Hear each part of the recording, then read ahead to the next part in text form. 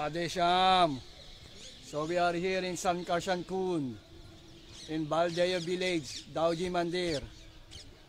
This is where they found the big deity of Balaram or Dauji. It was established by Vajranab, the great grandson of Shri Krishna, 5,000 years ago. So this is known as the Sankarshan Kund or Kashira Sagar, means the ocean of milk.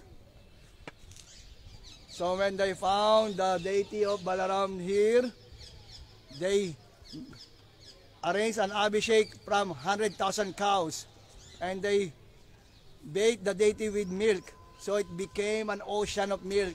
That is why it is called Kashira Sagar. Jai Ho.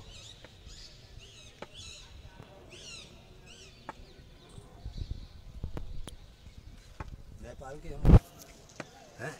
नहीं, हो नंदगांव वाला। ना देव नाम है कुछ, विकलांग नाम है देव कुछ। जय हो। राधे श्याम, राधे राधे। विकलांग हैं कुछ देव। हाँ। कोई जाति